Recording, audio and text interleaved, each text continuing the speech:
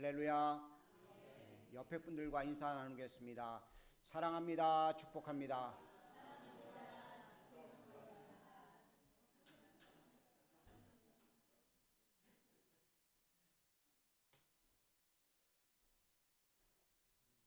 오늘 주님 앞에 나온 사랑하는 모든 분들을 주의 이름으로 축복합니다. 오늘 본문 말씀을 가지고서 마지막 약속이란 제목으로 은혜를 나누려고 합니다.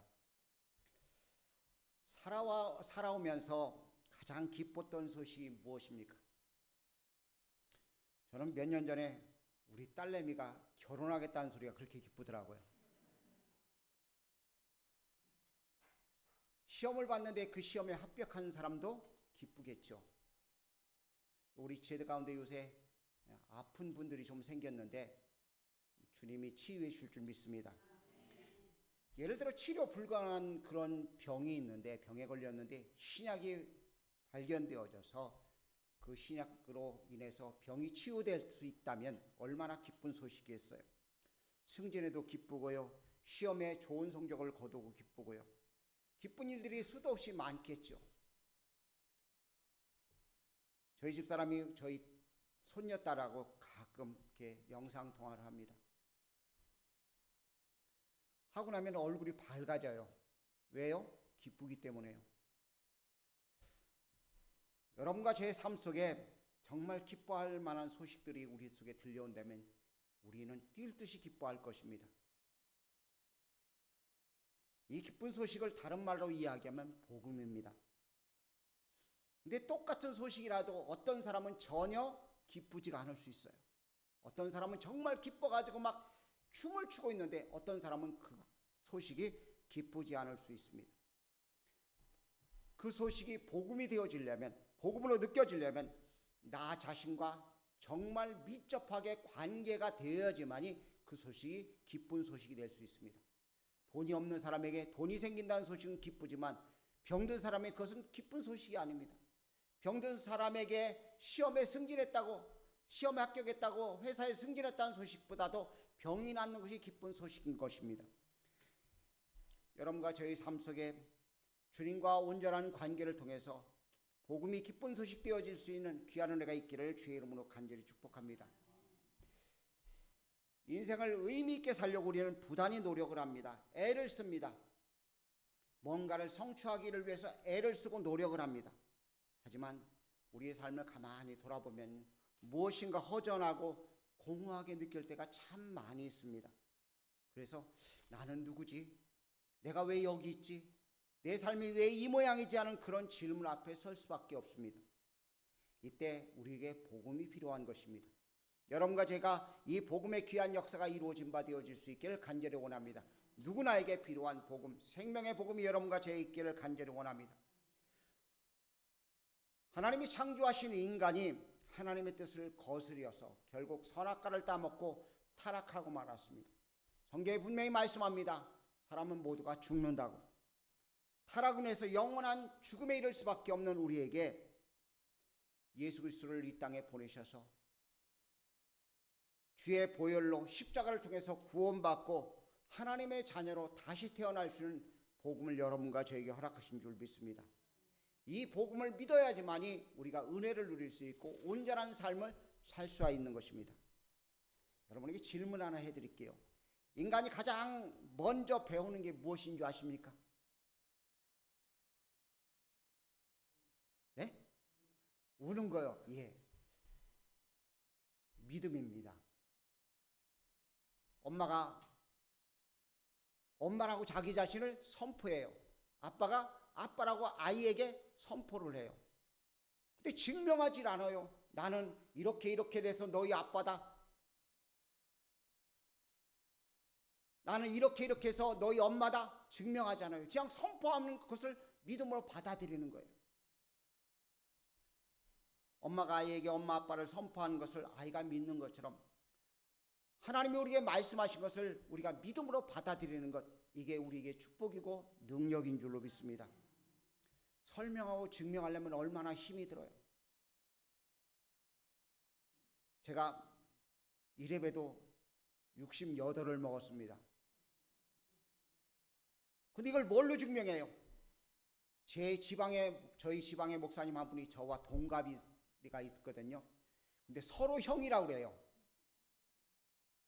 그래서 둘이 이야기를 하다가요, 마지막 의견을 내놓는 게, 야, 민증 내놔봐, 그래요. 그런데 그 친구는 1년이 줄었어요. 봐, 이거 내가 형이잖아. 우리는 무엇인가 증명하고 그것을 갖다가 나타내려고 설명하려고 애를 씁니다. 그런데 그게 되지 않아요.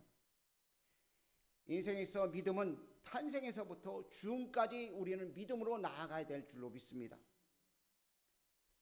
믿음은 탄생에서 죽음까지 동행하기 때문에 이 믿음이 우리 속에 있어야 될 줄로 믿습니다. 하나님은 우리의 작은 지혜에 무엇인가 설명하려고 하지 않으십니다. 단지 선포하셨습니다. 믿으면 구원받는다고, 믿으면 영생 얻는다고, 믿으면 하나님의 자녀가 될 수 있다고, 믿으면 하나님의 귀한 축복을 누릴 수 있다고 말씀하셨습니다. 그 선포의 시작이 약속입니다. 오늘 본문 말씀은 마지막 약속입니다. 성경 전체 창세기에서부터 요한계시록까지 22장 마지막 절 말씀에 마지막 약속을 하시고 계십니다. 그 약속은 22장 안에만 3번씩이나 등장합니다. 7절과 12절, 20절. 특별히 이 12절 말씀을 보면 이렇게 기록합니다. 보라, 내가 속히 오리라. 주님이 다시 오신다는 약속, 이게 마지막 약속인 줄로 믿습니다. 주님이 다시 오셨을 때 약속을 선포하시며 우리에게 귀한 은혜를 허락하신 그 주님 앞에 섰을 때 주님을 맞을 수 있는 사람이 있고, 안타깝게도 슬피 울며 밖에 내쫓길 자가 있다는 것입니다. 오늘 이 자리에 있는 모든 분들은 주님과 기쁨으로 주님의 얼굴을 대할 수 있는 복된 사람들 되어질 수 있는 줄 믿습니다. 인간은 약속에 울기도 하고 웃기도 합니다. 그 이유는요, 그 약속을 사람들이 변절시키기 때문에 그렇습니다. 오늘 총동원주의라고 약속을 했습니다. 오늘 꼭 나온다고. 그런데 약속을 어겨서 안 나오신 분들이 있어요. 또 약속을 했는데 내가 무슨 일이 있어도 그 약속을 지키려고 나오신 분들이 계셔요. 하나님의 약속은 인간과 다릅니다. 하나님의 약속은 한순간도 바꿔지지 않습니다. 약속하신 것은 반드시 이루어지고 성취되어지는 것입니다. 오늘 이 시간 육체의 곤고한 자들, 주님이 채찍에 맞음으로 너희가 남을 입었다는 말씀, 약속의 말씀이 여러분과 저에게 성취되어질 수 있기를 주의 이름으로 축복합니다. 물질의 어려움을 당한 사람들, 주님께서 은도금도 다 내 것이라 말씀하신 그 주님께서 여러분을 부유케 하시는 축복이 임할 수 있기를, 약속이 성취되어질 수 있기를 주의 이름으로 부탁을 드립니다. 천지는 없어지겠지만 하나님 말씀은 1.1핵도 바뀌어지지 않는다고 말씀하셨습니다. 마지막 약속, 다시 오신다는 것입니다. 그 약속을 여러분과 제가 믿으시길 주의 이름으로 축복합니다. 제가 설명을 할 수가 없습니다. 그것을 어떻게 설명해요? 주님이 오신 것에 대한 이야기를. 그런데 주님이 선포하셨기 때문에 저도 그 말씀을 믿고 여러분에게 선포합니다. 주님은 다시 오십니다. 다시 오시는 그 주님께서 우리에게 몇 가지 이야기를 하십니다. 첫 번째는 종말에 대한 이야기를 하고 있습니다. 나이가 드시면 누구나 죽습니다. 제가 예언 한 가지를 할게요. 여기에 계신 분들, 우리 성만 빼놓고는, 성우와 주은이만 빼놓고는 50년이 지나면 다 이 세상 사람이 아닙니다. 기분 나쁘세요? 우리 인생은 그럴 수밖에 없어요. 그렇죠? 다 죽습니다. 종말이 있습니다. 인간의 종말이 있는 반면에 우주적인 종말도 있다는 것입니다. 주님이 오시면 세상을 바꾸시고 새하늘과 새 땅을 만드신다고 말씀하셨어요.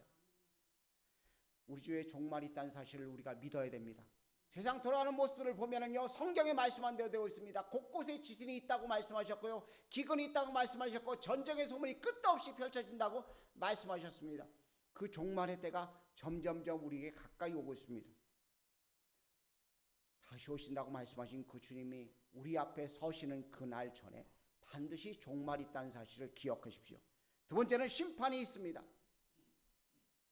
그 심판 앞에 한 사람도 자기의 의를 내세울 사람이 없는 것입니다.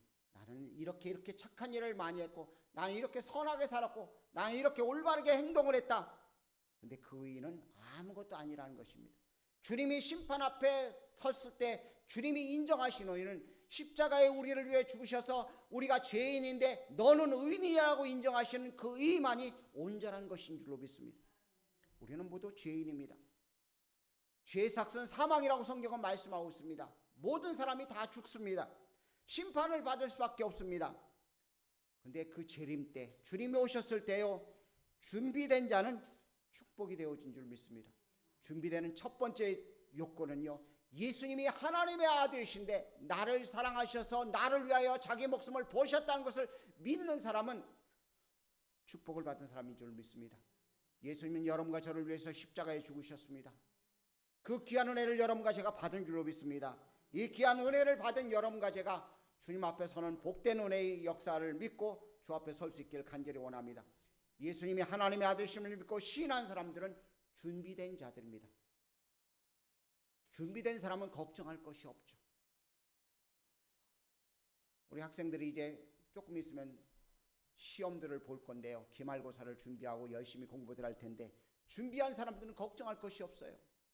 근데 준비를 하나도 안 한 사람들, 그런 사람들 어때요? 걱정이 태산 같죠.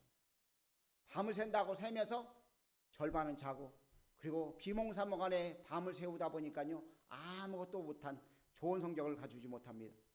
가장 중요한 것, 예수님이 하나님의 아들이라고 인정할 때 우리가 준비의 시작점인 줄로 믿습니다. 예수님을 구주로 고백한 사람들은 준비가 되어진 사람들입니다. 이렇게 준비된 사람들에게 주님께서 오늘 본문 말씀을 통해 12절 말씀에 몇 가지를 말씀하십니다. 첫 번째는요, 주님이 오신다고 말씀하시는데 상을 가지고 오신다고 말씀합니다. 내가 속히 오리니 내가 내게 줄 상이 내게 있다고 말씀하십니다.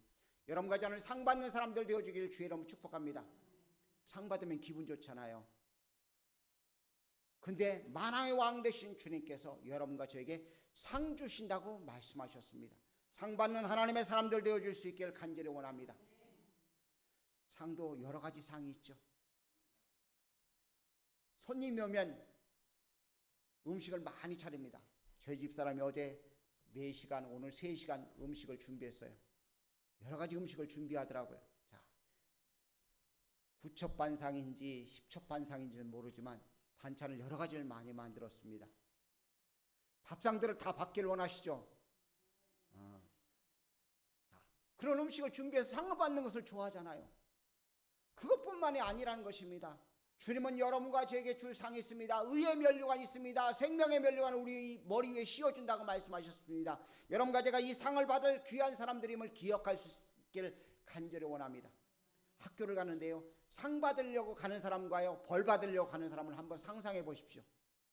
상 받으려고 가는 사람은 신나서 가지만 벌 받으려고 가는 사람은, 학교 가고 혼나려고 하는 사람들은요 재미가 하나도 없을 거예요. 주님이 오시는데 상 받을 사람들은요 신나서 주님을 기다리지만 그렇지 않은 사람들은 안타까운 상황이 되는 것입니다. 두 번째는 일한 대로 갚아주신다고, 그가 행한 대로 갚아주신다고 말씀하고 있습니다. 성경은 말씀합니다. 썩을 양식을 위해서 일하지 말고 영생 얻도록 우리에게 있는 양식을 위해서 일하라고 말씀하십니다. 여러분과 제가 썩어질 땅의 양식을 위해서 이제 그만 수고하십시오. 제가 보니까요, 하루에 3끼를 먹던 2끼를 먹던 별 차이가 없더라고요. 뷔페에 가고요, 맛있는 거 골라 먹던, 아니면 라면으로 한 끼를 때우던, 아니면 계란 한 알로 한 끼를 때우던 별 지장이 없어요. 근데 우리는 너무 잘 살잖아요. 우리는 자꾸만 이웃과 비교해서 상대적으로 나는 못 산다, 나는 힘들다, 나는 가난하다 그러지만요, 어려운 나라들을 한번 생각해 보십시오. 우리는 잘 살고 있습니다. 풍성하게 살고 있습니다. 그런데도 불구하고 우리는 어렵다고 이야기들을 합니다. 썩을 양식, 그것은 인간의 육신이 끝나는 그 순간 모든 것이 끝나버립니다.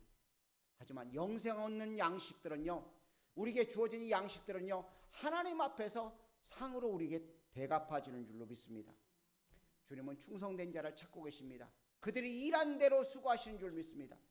사랑하는 자에게 주님께서 귀한 복을 더하실 줄로 믿습니다. 남북 통일되기를 원하시죠? 대한민국 사람 아닌가 봐요. 그런데요, 탈북한 우리 동포들이요 약 15만 정도 된다고 합니다. 그들을 포용하지 못해요.